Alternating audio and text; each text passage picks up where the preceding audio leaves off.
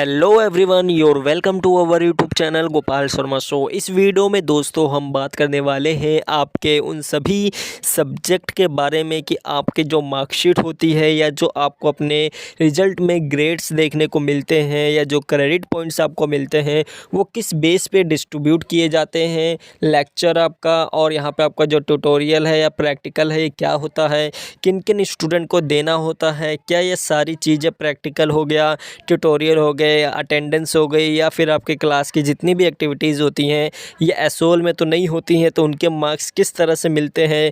इसके अलावा दोस्तों आपके जितने भी डाउट्स हैं कहीं ना कहीं सारे डाउट्स इस वीडियो में क्लियर किए जाएंगे। तो दोस्तों ये जो पार्ट है दोस्तों ये आपका सेकंड पार्ट है। जैसे कि मैंने आपको बताया था एक पार्ट आपको वीडियो को जो फर्स्ट पार्ट है वो पहले आपको बना के दे दी गई है, जिसमें आपको अच्छी तरह से एक्सप्लेन किया गया है कि क्रेडिट पॉइंट्स क्या होते हैं, आपके डिसिप्लिन सब्जेक्ट और आपके जनरल इलेक्टिव सब्जेक्ट है ये कितने मार्क्स के होते हैं। तो अगर कोई भी स्टूडेंट है उस वीडियो को नहीं देखा तो उस वीडियो को सबसे पहले आप देखिएगा, तभी उसके बाद इस वीडियो को देखिएगा, अदरवाइज़ आपको कुछ भी समझ नहीं आने वाला है। तो चलिए दोस्तों बिना किसी देरी के वीडियो को शुरू करते हैं। अब यहाँ पे दोस्तों जो आपका क्रेडिट पॉइंट है, क्रेडिट पॉइंट के जो मार्क्स का डिस्ट्रीब्यूशन होता है वो किस तरह से होता है इसके बारे में जान लेते हैं दोस्तों।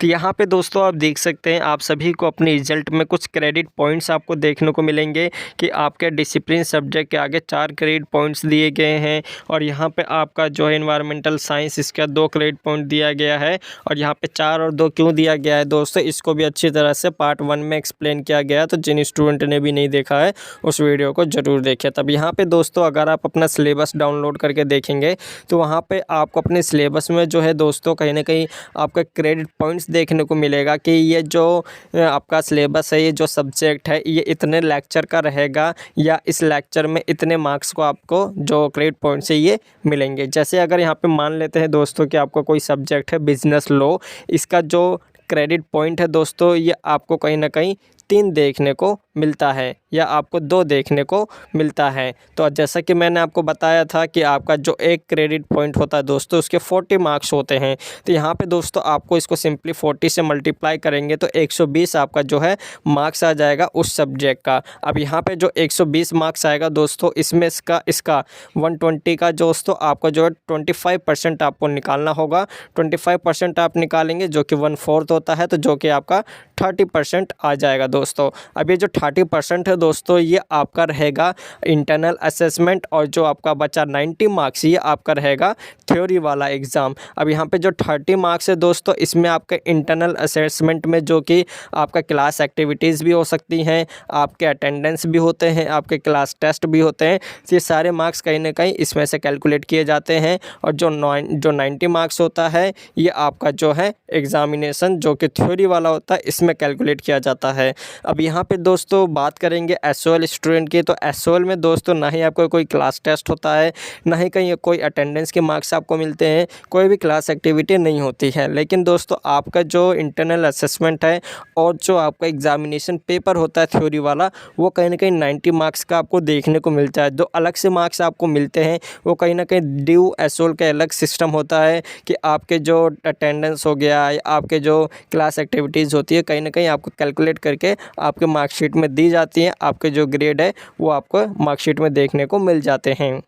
अब यहाँ पे दोस्तों जो कोई भी आपका सब्जेक्ट का सिलेबस है, जो कोई भी आपका सब्जेक्ट 4 क्रेडिट पॉइंट्स का होगा, जो कि अगर उसमें से आपका केवल एक लेक्चर लिया जाता है तो उस एक लेक्चर का जो मार्क्स रहेगा वो कहीं ना कहीं 40 रहेगा दोस्तों। जैसा कि अभी आपको मैंने बताया था 1 क्रेडिट पॉइंट जो होते हैं आपके 40 मार्क्स के बराबर होते हैं। और इस 40 मार्क्स का जो है दोस्तों आप 25% निकालेंगे तो ये कहीं ना कहीं दोस्तों आपका जो है इसका 1/4 आप करेंगे तो 10 आ जाएगा। 10 को दोस्तों 10 मार्क्स का इसको आपको जो है रेशियो में डिस्ट्रीब्यूट कर देना है, जो कि यहाँ पे आपका 4:4 आपका 2 आ जाएगा। ये आपका रेशियो बन जाएगा और इसी रेशियो के बेस पे दोस्तों आपका जो एग्ज़ामिनेशन होता है, आपका एग्ज़ाम होगा ये 30 नंबर का होगा, जो कि दिल्ली यूनिवर्सिटी के रेगुलर कॉलेज और एनसीवेब में होता है। लेकिन दोस्तों यहाँ पे एसओएल स्टूडेंट में ऐसा कुछ भी नहीं होता है। आपका जो एग्ज़ामिनेशन का जो आपका क्वेश्चन पेपर होता है, जो मार्क्स होते हैं उसमें वो कहने के 90 मार्क्स के होते हैं। एसओएल में ऐसा कुछ भी नहीं होता क्योंकि उनके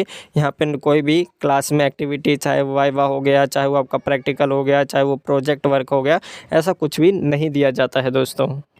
तो इसी तरह से दोस्तों यहाँ पे आप अपने सभी सब्जेक्ट के जो क्रेडिट पॉइंट है उसको यहाँ पे आप कैलकुलेट कर सकते हैं, चाहे आपके वो 2 लेक्चर के हों, 3 लेक्चर के हों, किस तरह से आपका मार्क्स डिस्ट्रीब्यूट होता है वो यहाँ पे आपको बता दिया गया है। ठीक इसी तरह से दोस्तों अगर आपका कोई भी लेक्चर जो कि होता ही नहीं है या उसमें आपको 0 मार्क्स या कोई भी ऐसा सब्जेक्ट है जो कि जिसका कोई भी लेक्चर नहीं होता है, आप समझ सकते हैं कि कोई भी इसके जो क्रेडिट पॉइंट्स है वो नहीं दिए जाते हैं, तो कहीं ना कहीं आपका उसका जो एग्ज़ाम होगा थ्योरी वाला एग्ज़ाम नहीं होगा, प्रैक्टिकल के बेस पे ही आपके जो है उसके मार्क्स जोड़े जाएंगे दोस्तों। अब यहाँ पे दोस्तों अगर आपका जो प्रैक्टिकल है, जो आपका क्रेडिट पॉइंट्स थे लेक्चर में आपको बता दिए गए हैं। अब यहाँ पे दोस्तों आपका जो ट्यूटोरियल है इसके बारे में बात कर लेते हैं। जो कि ट्यूटोरियल जो दोस्तों होता है, सिंपल से इसका मतलब यही है कि आपके क्लास में जो भी एक्टिविटीज़ होती हैं, जो कंटिन्यू असेसमेंट होते हैं, चाहे वो आपका वाइवा हो गया, प्रोजेक्ट हो गया, टेस्ट हो गए, कहीं ना कहीं सारी चीज़ें उसमें कैलकुलेट की जाती हैं। जैसे अगर दोस्तों आपका जो ट्यूटोरियल ये 1 क्रेडिट का है, तो इसके जो मार्क्स होंगे दोस्तों ये आपके 40 मार्क्स के होंगे, जिसमें से दोस्तों आपकी जो भी एक्टिविटीज़ होंगी, जो भी टेस्ट, वाइवा, क्लास टेस्ट या जो भी प्रैक्टिकल या प्रेजेंटेशन होती है, ये इसी में से आपको जो है मार्क्स कैलकुलेट करके दिए जाते हैं।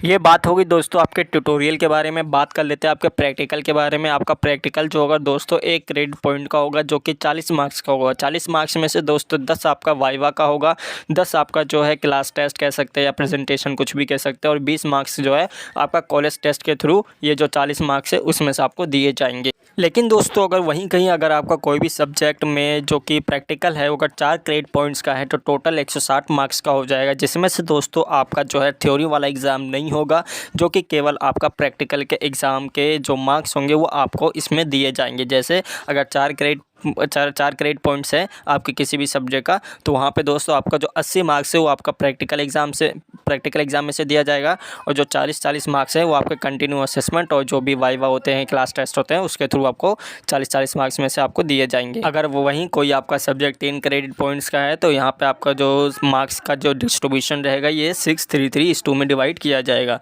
तो ये बात हो गई दोस्तों कि आपको किस तरह से मार्क्स डिस्ट्रीब्यूट किया जाता है, प्रैक्टिकल क्या होता है, ट्यूटोरियल क्या होता है, लेक्चर के कितने मार्क्स होते हैं, ये सारी चीज़ें आपको बता दी गई। और एसओएल में दोस्तों ऐसा बिल्कुल भी कुछ नहीं होता है, ना ही आपको कोई क्लास टेस्ट होता है, ना ही कोई वाइवा होता है, ना ही कोई आपको प्रेजेंटेशन देनी होती है। तो आपके कहीं ना कहीं जो मार्क्स होते हैं वो आपके रिटर्न एग्ज़ाम वाले जो कि 90 मार्क्स का होता है, और आपके जो इंटरनल असेसमेंट है आइए जो आप देते हैं 30 मार्क्स के, उसी में से आपका जो है कैलकुलेट करके आपके जो फाइनल मार्कशीट होती है वो यहाँ पे आपको कुछ ऐसी बन के देखने को मिलती है। ये पार्ट सेकंड है। तो यहाँ पे दोस्तों जो सेकंड पॉइंट है, जो सेकंड क्रेडिट पॉइंट्स है, इनका भी नेक्स्ट वीडियो में आपको बताया जाएगा कि इनके मार्क्स किस तरह से डिस्ट्रीब्यूट किए जाते हैं। वीडियो थोड़ी लंबी हो चुकी है दोस्तों, तो इस वीडियो में केवल इतना ही।